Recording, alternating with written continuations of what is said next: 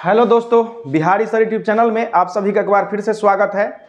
और आज हम लोग समाचार पत्र के बारे में पढ़ेंगे कि भारत में समाचार पत्र कैसे आगे बढ़ा और उसमें कौन कौन सी बाधाएं आई, उन बाधाओं को कैसे दूर किया गया, है ना। इसकी हम लोग चर्चा करेंगे क्योंकि यह आपके एग्ज़ाम के दृष्टिकोण से बहुत ही महत्वपूर्ण टॉपिक है। ठीक है, आपके बिहार के लिए, बिहार दरोगा के लिए, एसएससी जीडी के लिए, रेलवे के लिए, है ना, तमाम एग्ज़ाम जो होने वाले हैं उन सभी एग्ज़ाम के लिए बहुत ही इम्पोर्टेंट टॉपिक है। तो इसलिए आप लोग इसको दिल लगा करके और दिमाग लगा करके देखिएगा, है ना। तो हम लोग शुरू करते हैं। तो भारत में जो समाचार पत्र की शुरुआत हुई तो सबसे पहले जो पहला समाचार पत्र था उसका नाम था बंगाल गजट। क्या नाम था? बंगाल गजट था। ये 1780 ईस्वी में शुरू किया गया जेम्स ऑगस्टस हिक्की के द्वारा। किसके द्वारा शुरू किया गया? James Augustus Hickey, J.A. Hickey. ठीक है, जेम्स ऑगस्टस हिक्की के द्वारा शुरू किया गया पहला समाचार पत्र। तो पहला समाचार पत्र किसके द्वारा शुरू किया गया? जेम्स ऑगस्टस हिक्की के द्वारा, है ना। भारत का पहला समाचार पत्र कौन था? बंगाल गजट। कौन था? बंगाल गजट। इस बंगाल गजट की शुरुआत जेम्स ए हिक्की ने किया। कौन किया? जेम्स ए हिक्की ने किया। जेम्स ऑगस्टस हिक्की ने किया। और भारत में समाचार पत्र के अग्रदूत, है ना, समाचार पत्र को मुख्य रूप से आगे बढ़ाने वाले जो व्यक्ति हैं उनमें राजा राम मोहन राय का नाम प्रमुखता से आता है। इन्होंने सबसे पहले राष्ट्रीय प्रेस का गठन किया था, यानी कि राष्ट्रीय प्रेस की स्थापना की थी और इससे संवाद कौमुदी, चंद्रिका और मिरातुल अखबार नाम का जो है सो पत्रिका का यहां से प्रकाशन शुरू किया था। और मिरातुल अखबार फारसी भाषा में सबसे पहली बार निकाला जाने वाला अखबार था मिरातुल अखबार। और मिरातुल अखबार किस द्वारा निकाला गया था? राजा राम मोहन राय के द्वारा। किस भाषा में? फारसी भाषा में, है ना। अगर बात किया जाए उर्दू भाषा में तो उर्दू भाषा का जो सबसे पहला समाचार पत्र था उसका नाम था जाम-ए-जहां-नुमा। जाम-ए-जहां-नुमा। ये किस भाषा में था? उर्दू भाषा में। उर्दू भाषा का पहला समाचार पत्र आपसे अगर पूछता है तो जाम-ए-जहां-नुमा। क्या हो जाएगा? जाम-ए-जहां-नुमा।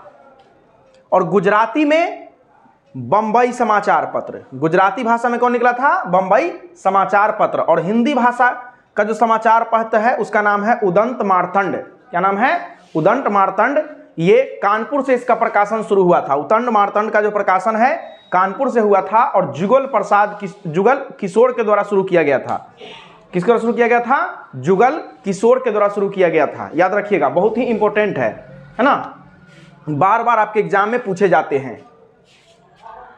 तो उर्दू जाम-ए-जहां-नुमा और बंबई समाचार पत्र जो है ये गुजराती में था और हिंदी का था उदंत मार्तंड। उदंत मार्तंड किसके द्वारा लिखा गया था? जुगल किशोर के द्वारा। कहां से शुरू हुआ? कानपुर से शुरू हुआ, है ना।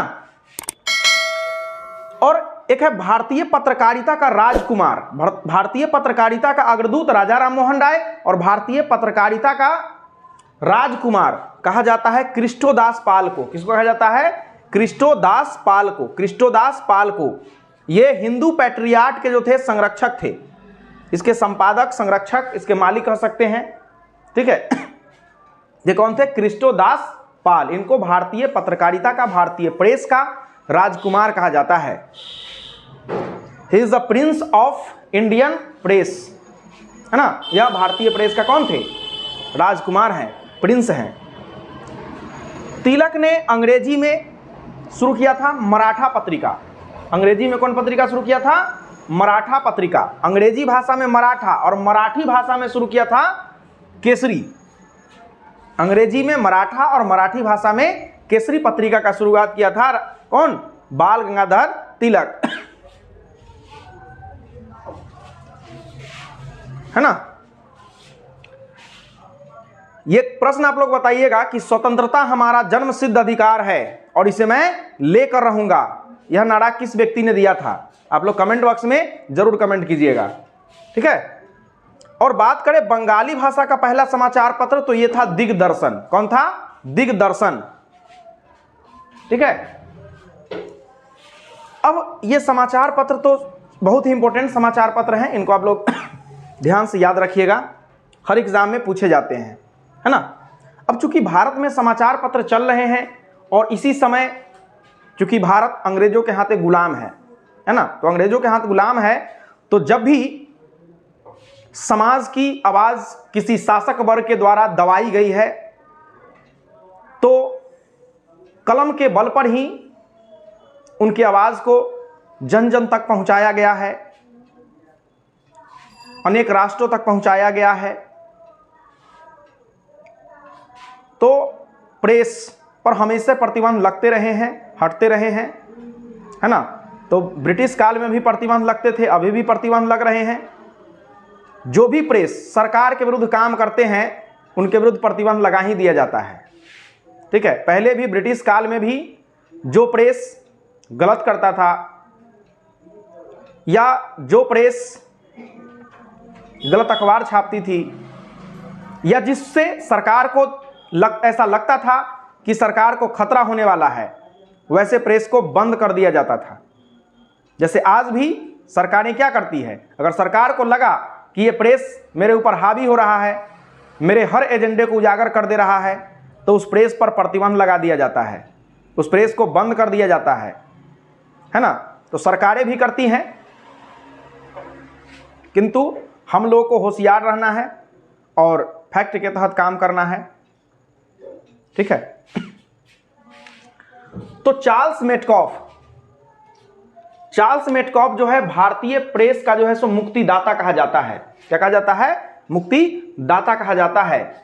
जब अंग्रेज सब प्रतिबंध लगा दिया था पेपर पर, तो चार्ल्स मेटकॉफ जो है आकर के प्रेस को मुक्त किया कि प्रेस भाई आजाद है ना। अगर मीडिया आजाद नहीं होगा तो फिर काम कैसे चलेगा, वो हमारी आवाज को, सरकार की आवाज को कैसे पहुंचाएगी।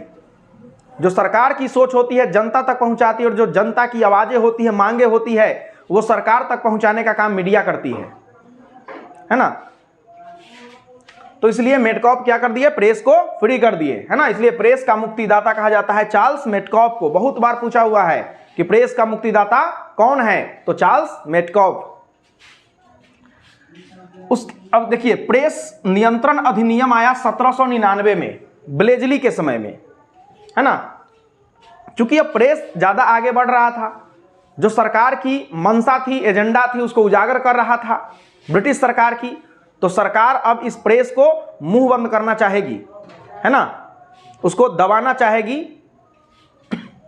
तो ब्लेजली ने लाया और इसमें कहा गया कि भाई प्रेस में आप क्या कीजिए, पेपर छापते हैं, अखबार छापते हैं, दिक्कत नहीं है, लेकिन आपको जो है उस प्रेस के मालिक का नाम, उसका संपादक कौन है ये बताना होगा, और उसका प्रिंटिंग कौन करता है ये भी आपको बताना होगा। तभी आप जो है प्रेस से अखबार निकाल सकते हैं, नहीं तो अखबार नहीं निकालना होगा। आपको नाम उजागर करना होगा। क्यों उजागर करना होगा? कि भाई कोई भी न्यूज कोई भी आदमी छाप देता था और नाम अपना गुप्त रखता था। तो नाम जब गुप्त रखता था तो क्या होता था, अब सरकार उसको ढूंढ रही है, वो मिल नहीं रहा है, गलत अगर नाम है तो मिलेगा नहीं मिलेगा।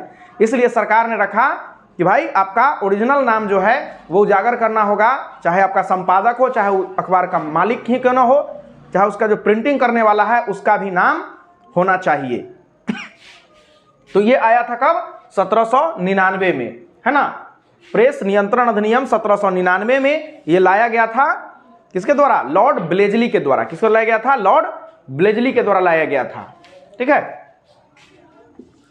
उसके बाद 1818 में लॉर्ड हेस्टिंगस जो है इसको समाप्त कर दिया कि कोई बात नहीं है, जिसको मानो छापेगा, भाई प्रेस है ना।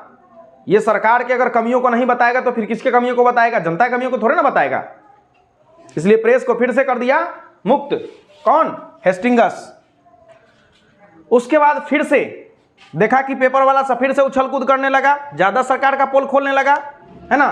तो सरकार ने फिर से ला दिया 1823 में, ये एडम्स के समय आया था एक्ट। ठीक है। इसके तहत कर दिया कि भाई अब अगर अखबार छापोगे तो लाइसेंस लेना जरूरी है, अगर लाइसेंस नहीं लोगे तो पेपर आप नहीं छाप सकते हो, है ना। और राजा राम मोहन राय चलाते थे मिरातुल अखबार, हमने पढ़ाया है।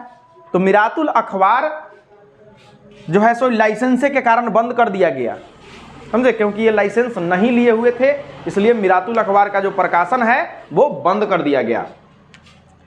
फिर 1835 में आया, तो ये समय मेडकॉप था, तो मेडकॉप जो है थोड़ा उदार था, बोला कि कोई बात नहीं है, तेरा मिला जुला के चलेगा, लाइसेंस नहीं हो है तो ये काम चलेगा, ठीक है।